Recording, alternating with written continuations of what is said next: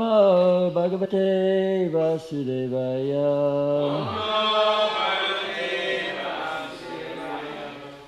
Okay, reading from Srimad Bhagavatam, Canto 1, Chapter 9, Text number 10. Please repeat. Krishnam Chatat Prabhavakya Chatat Prabhavakya Asinam Jagadishwaram Hridistam Pujayamasa Mayayo Pata Vigram Krishnam Chatat Prabhavagya Asinam Jagadishwaram Hridistam Pujayamasa Mayayo Pata Vigraham Krishnam Chatat Prabhavakya Asinam Jagadishwaram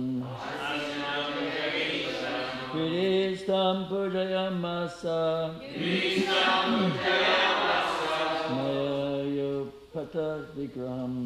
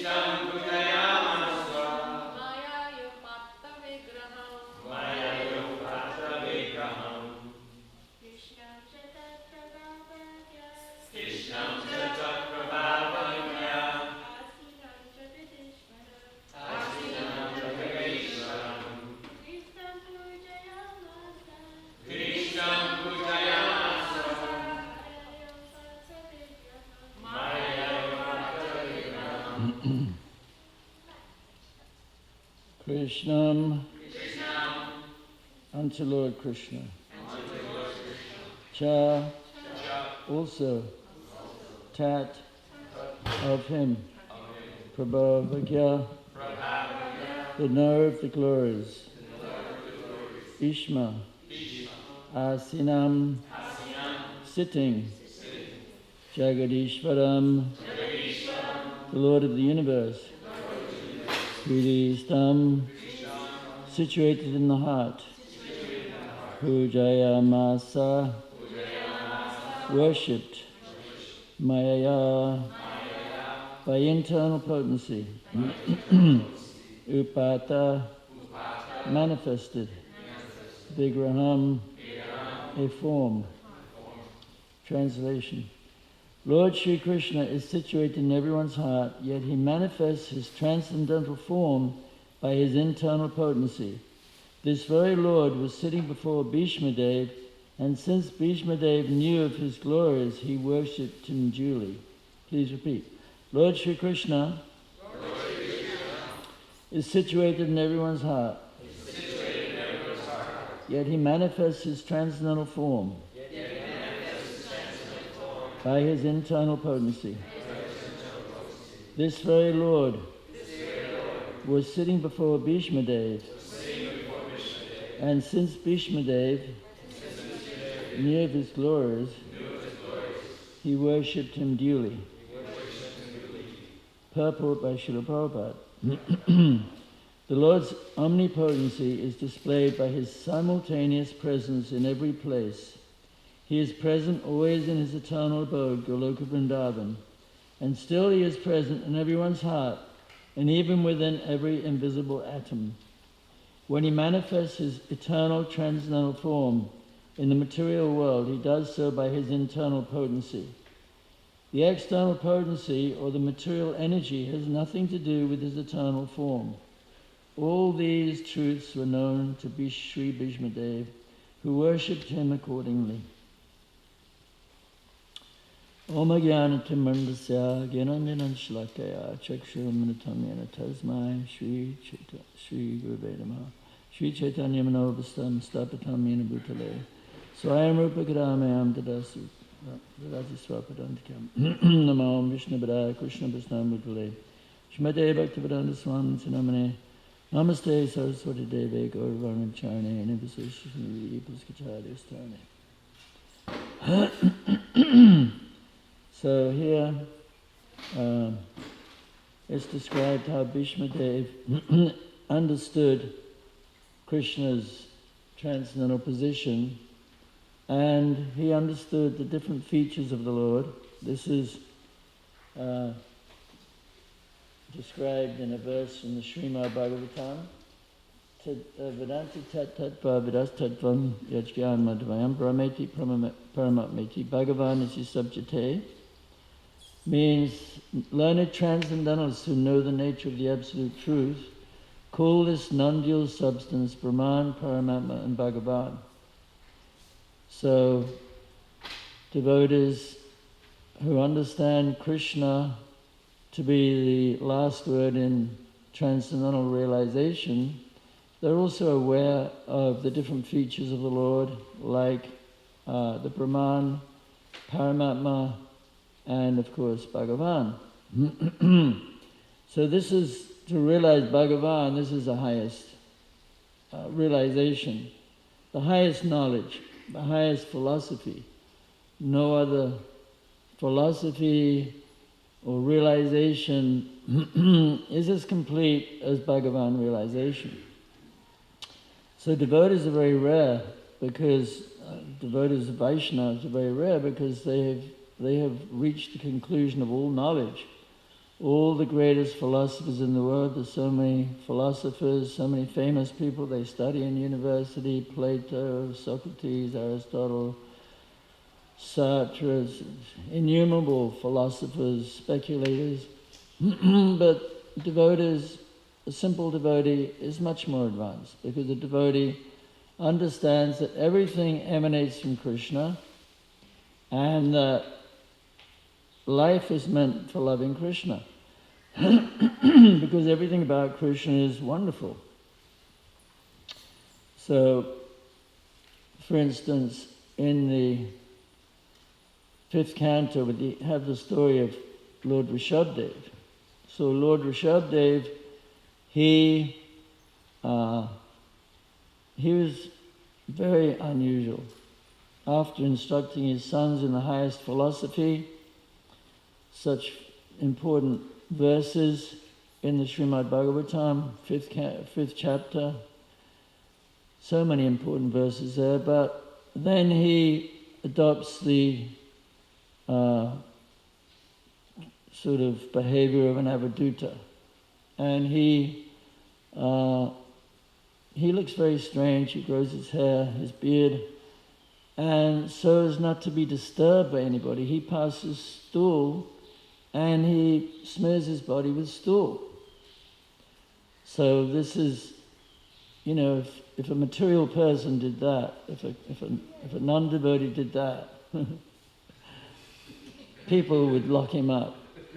They'd think, oh, how disgusting. And it wouldn't smell nice. But with Rishabdev, it smells like roses. And you can't buy good roses nowadays. It's very hard, because in the Kali Yuga, you can't get roses that smell very nice. So in a way, it'd be nice if he came back again.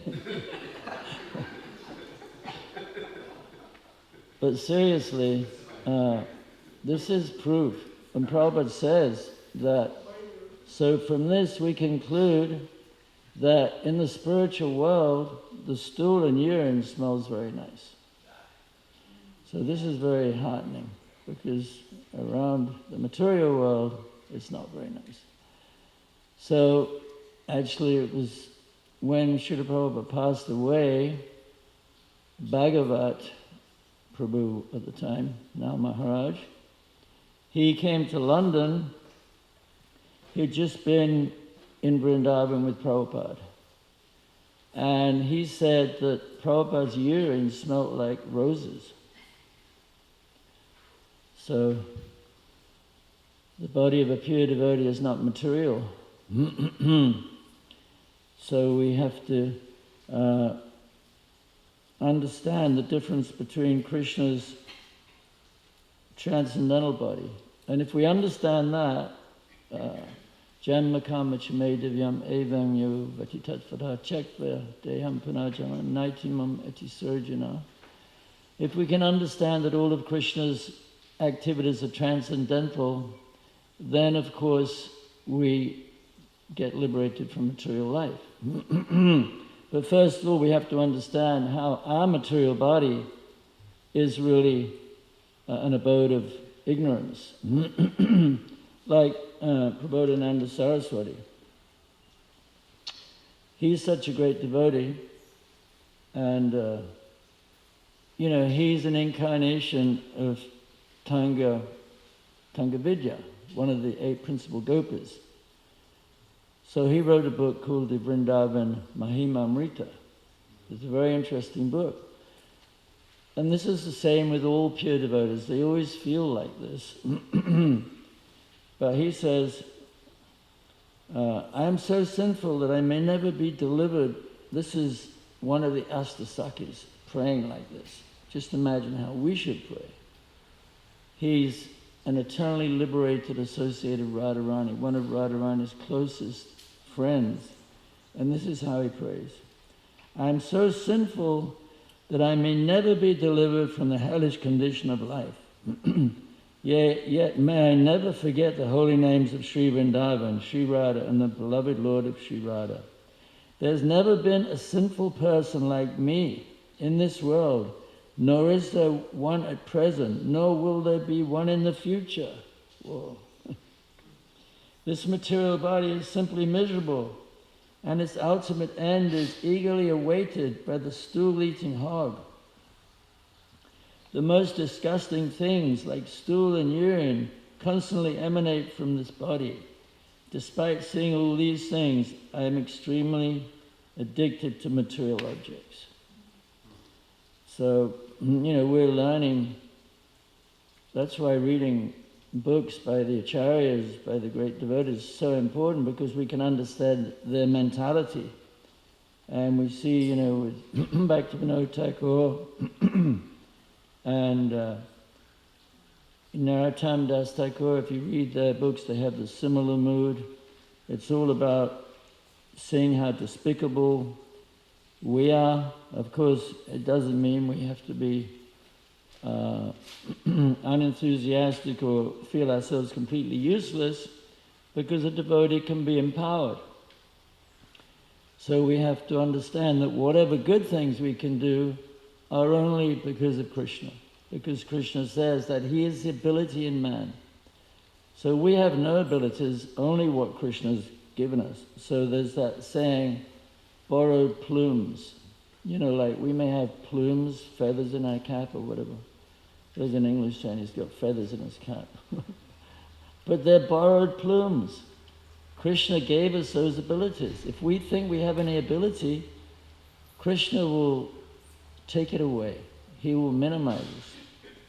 So these great devotees, they take shelter of Vrindavan, or they have Vrindavan consciousness, because that is our actual real abode of happiness.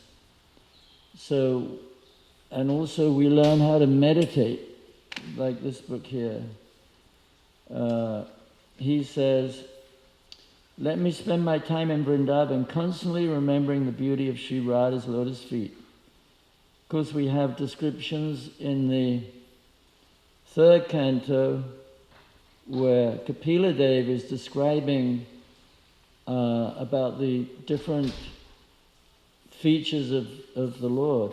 And he's talking about Paramatma. And he's saying how, we should meditate on the lotus feet of the Lord for a long time. Because the lotus feet of the Lord, they act like thunderbolts to destroy the mountain of sin in the heart of the meditating devotee. So, but here the prayer is a little bit different because he's meditating on Srimati Radharani's lotus feet. So he's saying, may Sri Radha's soothing, tender, sanctified, beautiful and matchless lotus feet, which are decorated with anklets that make sweet sounds manifested within my heart. May my mind always meditate on the beautiful lotus feet of Sri Radha. The lower portion of those lotus feet is reddish and the upper portion is brightly shining golden. Those lotus feet attract the mind of Sri Hari. I have a desire to see the waves of illumination emanating from the jewels of the anklets and toe rings of Sri Radha's lotus feet and reflected in her shining nails. It's like that verse about Krishna's nails. How's that one go? Bhagavat Uru Vikramangasaka Nakamani Chachis Naravapaste. Anyway, means for one who takes shelter of the Lord's lotus feet, the Lord's lotus feet, they are like the soothing moonshine after the scorching heat of the summer sun, because those lotus feet have performed innumerable heroic activities. So the lotus feet of the Lord, and of course Srimati Radharani, I meditate on Sri Radha's lotus feet, which attract even the bee-like mind of Krishna, but are unattainable by Lakshmi, the goddess of fortune, and which are fragrant and full of the mellow of transcendental bliss. May Sri Radha's lotus feet, which are as soft as newly grown buds, which are decorated with moonlight shining nails, which are sweet and which are decorated with beautiful jewel-studded ankle bells, appear within the temple of my heart. When Krishna's flute became silent as a result of hearing the sound emanating from the anklets on Sri Radha's lotus feet, and when, despite his endeavors, Krishna could not succeed in playing his flute, all the gopis began to laugh. Oh, my mind, just meditate on this pastime. So, Krishna's body is transcendental, Srimati Radharani's body is transcendental. And we are trying to become transcendental. And when we hear about the wonderful pastimes of Lord Chaitanya, we can understand also how Lord Chaitanya has a transcendental body. Because if we read the descriptions of all the different items of prasadam that were offered to the Lord, and he ate all these different wonderful, tasty preparations, so much of it he ate because his body was completely transcendental. So I'm going to read some of the wonderful things. See, I don't like reading, but I've got a terrible memory, so I have to read. Sorry. Maybe in my next life I'm praying to be a Shruti Dara so that I can remember everything and I won't have to read. But I'm not there in this life. So, Raghava Pandit came with bags full of food prepared very nicely by his sister Damayanti. Damayanti made varieties of unparalleled food just suitable for Lord Sri Chaitanya Mahaprabhu to eat. The Lord ate it continually for 1 year. So they had to have somebody to watch, to guard the prasadam, because it was so valuable and tasty that they had to have a watchman to protect it. These are the names of some of the pickles and condiments in the bags of Raghava Pandit. Amrakashandi, Adakashandi, Jalakashandi, Nemuk Ada, Amrakoli, Amsi, Amakanda, Tailamra and Amasata. With great attention, Damayanti had also made dry bitter vegetables into a powder. Do not neglect Shukrata because it is a bitter preparation. Sri Chaitanya Mahaprabhu derived more happiness from eating the Shukrata than from drinking Panchamrita, a preparation of milk, sugar, ghee, honey and yogurt. Since Sri Chaitanya Mahaprabhu is the Supreme Personality of Godhead, he extracts the purpose from everything. He accepted Damayanti's affection for him, and therefore he derived great pleasure even from the dried bitter leaves of Shukta and from Kashandi, a sour condiment. So there's many different preparations here. And then it goes on, there's many more preparations read here or here.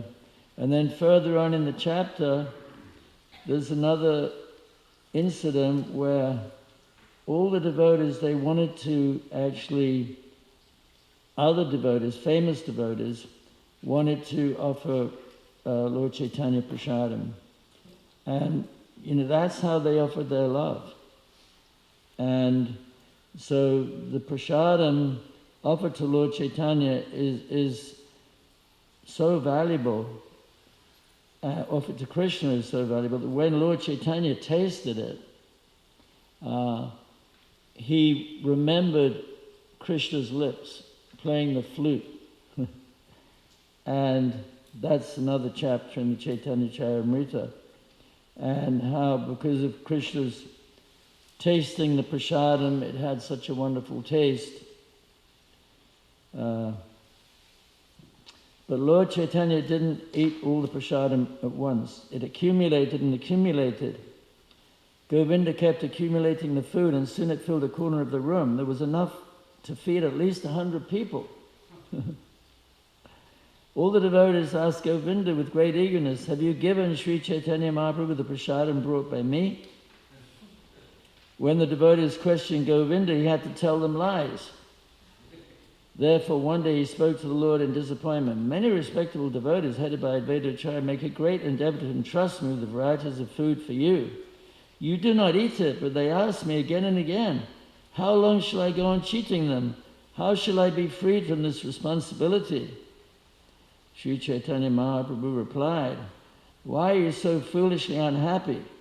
Bring here to me whatever they have given you." Sri Chaitanya Mahaprabhu sat down to eat. Then Govinda offered him the preparations one after another, and as he did so, he spoke the name of the person who had given each one. So there's a whole list of different items of prasadam. And he ate everything. So this is absolute proof that Lord Chaitanya had a spiritual body. Because he could eat rooms full of food and he never got indigestion, but just in case he might get indigestion, Damayanti would cook some special digestive preparation to help him digest his food. So we know that Krishna has a transcendental body, and transcendental bodies don't feel pain. So why is it that the Gopas said, your lotus feet are so soft that we want to place them on our breasts because we're worried that they might get wounded by the pebbles. So does Krishna have a transcendental body or not? What do you think? He has a transcendental body, but he wants the devotees to feel for him because he's a person. So this is, Krishna, devotees, sometimes when devotees suffer pain, because we don't really know how we're going to leave this world, great devotees sometimes suffer a lot of pain. Like we see with Gunagrahi Maharaj, he was in a lot of pain when he passed away. And Bhakti Tirtha Maharaj was in a lot of pain. And then, what's his name? The demon, Vritrasura. He went through a difficult period in his life. He was a great devotee, Chitraketu, and then he had to become a demon. Not really that enjoyable being a demon, but he couldn't wait to be killed. His arm was cut off, he was wounded, he was bleeding profusely, but his mind was completely fixed on going to Vrindavan. So we don't know exactly what we have in store for us. We can't live in fear of what may happen. We might be lucky and just fall over one day and die. We might not. Who knows? It's all what Krishna wants. We just have to accept it, and we have to press on regardless and be happy. Like one time Prabhupada said, if a devotee is not happy, he's not a devotee. So even when our body might be put into terrible pain, somehow or other we have to remain equipoised and happy that Krishna is always our protector. Krishna always wants to help us. But sometimes we have to go through some prarabdha karma, or purification. Just like the gopis, when Krishna played his flute, they were in terrible pain because they couldn't be with Krishna. And that pain was so great that some of them who couldn't go to be with Krishna, they got totally purified of their material residue, prarabdha karma, and they got their spiritual bodies. So we should always feel confident that whatever happens, Krishna is always doing the best thing for us, because Krishna is, he's Suridam Sarvabhutam. He's the best friend of all living entities. So he has a transcendental body, and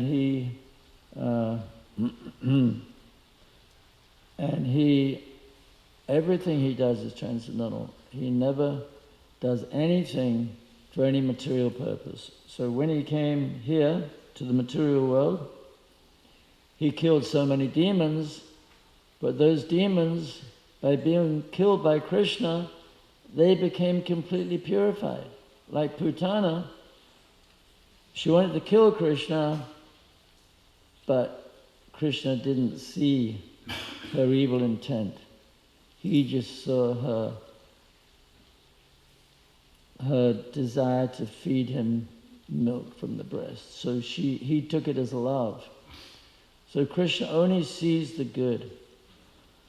So it doesn't mean we should try to hide the bad and not be good, because ultimately, to go back to Godhead, we have to be completely surrendered to Krishna. So this is, it's a challenge, because we have so many anarthas and so many attachments. But if we pray sincerely, like these devotees, like Krishnadas Kaviraj, he said something very nice, which I only just kind of noticed. It's just after the verse, Jaga Mare Hoite Munise Papista Purishara Kita Hoite Munise Papista. I am more sinful than Jaga and Madai. I am lower than the stool and worm. And then he said, I am such an abominable person that only Lord Nityananda could save me. So he's glorifying Lord Nityananda. I'm so abominable. So, for a materialist to think that we think like this, they'd think we're crazy, because their whole thing is, I'm so great, I'm the most powerful person, I'm this, I'm that, I'm wealthy, I've got a nice yacht, I've got this. But a devotee thinks the opposite. So it's not easy to always think like that, because sometimes we forget. Just like Indra, he forgets his position. And somewhere in the purport where he stole the horse meant for the sacrifice to exceed King Prithu, then I think Prabhupada says in the purport, sometimes a devotee becomes proud, but then he remembers his real situation. So sometimes we may forget how insignificant we are, but we always have to beg to remember how fallen we are, how without Srila Prabhupada and the Gurus, that our life is very abominable, that we have been saved, so therefore we always are very grateful. Gratefulness is such an important quality. And this is also another trait of the great devotees. They're always grateful. Prabhupada was always grateful to his Guru. So we're grateful, we should be grateful. It's like when we sing the Mangalarti.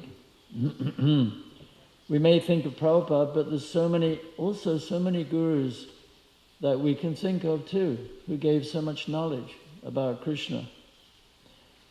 So, we're very fortunate that we have a very detailed path to traverse to get out of the material world, and absolutely full of nectar.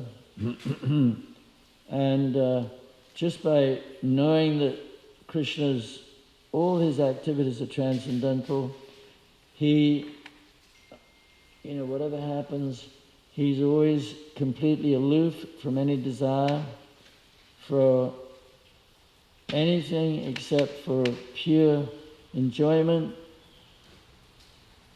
But that is pure. For us, enjoyment, it has to be spiritual. His enjoyment is completely spiritual. There's no material lust, nothing. So we are trying to come to that stage where serving Krishna without any material desires, and then when we are pure enough, we'll be pleasing to Krishna, we'll be pleasing to Prabhupada. Hare Krishna. Any questions, comments, reflections? Yes, Madhamati.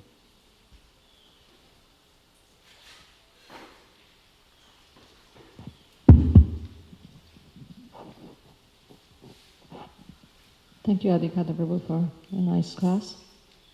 You were mentioning that we should live in Vrindavan. We should always live in Vrindavan. I've heard that statement before too. To live in Vrindavan. You also mentioned about we should meditate on Srimati Radharani's lotus feet, Krishna's lotus feet. You were quoting nice prayers and everything. My question is that, from your own experience, could you tell us what does that actually mean to live in Vrindavan? What does it mean for a sadhaka to live in Vrindavan?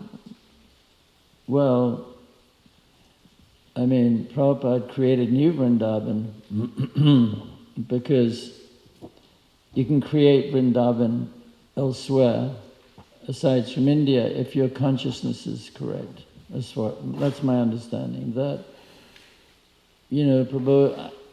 Prabodhananda Saraswati, he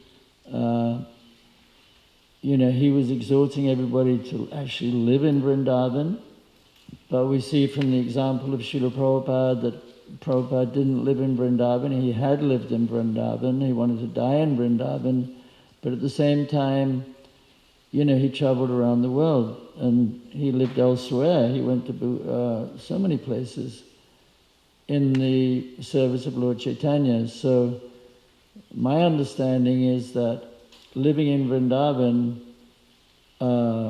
means whether you're physically living in Vrindavan or whether you're living somewhere else, you should be absorbed in the mood of Vrindavan, thinking of Krishna, Radharani, and trying to create Vrindavan wherever you go. Like Prabhupada, he established so many temples. He installed Radha Krishna temples, so he said that, living in a temple is transcendental. And of course, he wanted to recreate Vrindavan and New Vrindavan. That was the whole idea, to establish 7 temples there. And that's what I think Shiva Ramaraj in Hungary, he understands that he wanted to create so many pastimes and holy places in New Brajadam. So, being absorbed in Krishna's pastimes, thinking of Krishna, and at the same time, because Mayapur is none different from Vrindavan, Mayapur is Lord Chaitanya. Lord Chaitanya told everybody to go and preach. So, I don't think Lord Nityananda even went to Vrindavan, did he? Yes. He did? But no deity. Huh? Not for long. No. But there was a real voice saying that Krishna is in Navadvip. Anyway, so yeah, meditating on Krishna's pastimes in Vrindavan, trying to think of the devotees in Vrindavan. Is that sufficient? Sorry. Hare Krishna. Anything else? I have a question to you. Yeah.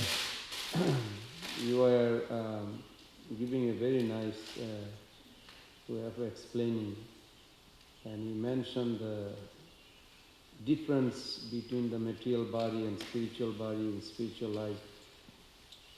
I want to hear your practical understanding, like what is the difference between spiritual and spiritualized? Between what? Spiritual body versus spiritualized body. Spiritual life body. Well, like Prabhupada, he left his body, Yeah. but he has a Satchidananda body, but he left his sadhak body also, which is spiritualized, what I understood. Not necessarily spiritual body. Spiritual body, what is the Satchidananda? You mean he left you're saying his body wasn't spiritual? No, it was... No, they're distinguishing between Rupa Goswami Pad's sadhaka body when he comes here, but he left his body in Radha Damodar temple. Uh-huh. But Yeah. he has his Manjari body or Rupa Goswami, that eternal body, that is spiritual, and this one was spiritualized body. Right. So I'm trying to understand, I don't know if it's possible with my... trying to grasp a little more. Like Narad Muni Prabhupada says in 6th chapter, first canto. I mean, the body of the Guru is spiritual because the body of the Guru is engaged in 100% devotional service. But at the same time, the body appears to be material, but it's not actually material. So the body ages. Prabhupada was young at one time, he became 82 years of age. So in a sense it's material, but because he's engaged in 100% spiritual activities, it's spiritual. But when the great devotees like Prabodhananda Saraswati, presumably they go back to be with Krishna, their body in the spiritual world is totally different. Obviously it's made out of Satchidananda, they're not under the influence of time, right? But they also live their sadhaka body, that body that they perform. They what? The body that they perform manifest in the material world, they live it also here. So obviously they have it still is considered a spiritual body because, that's why a sannyasi goes into samadhi. They bury it in the ground, they don't burn it, and they cover it in salt, right? Uh-huh. So as far as I understand, it's because the body is spiritual. It's Spiritual not impure. life, huh? Would you say spiritual life, like iron has assumed the quality of fire, but still it is iron so long it is with the fire. Okay. So long it is with the fire, there is no sign of iron. Yeah. But if it ever disconnect or fall down or something, we see that it happened in our history, that it turns back into iron. Yeah. So there is a difference. Well, I mean, there's a difference, but at the same time, we like that verse says, if somebody sees foam on the Ganga or sees a devotee's body as being deformed, that's a misconception, because, we see that a pure devotee's body is spiritual, even though it may appear to be material. Mm-hmm. But obviously it's different from his Nityasiddha body. But that's what I'm trying to distinguish. Well, there's a big difference. I mean, like Bhaktivinoda Thakur, he said he was a 14-year-old gopi. But, when he was here, he didn't look like a 14-year-old gopi.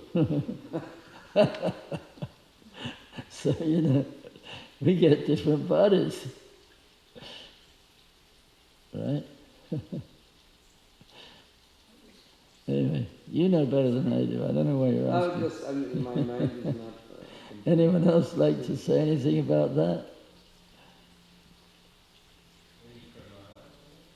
That's what I'm looking for, praman. I'm looking for some praman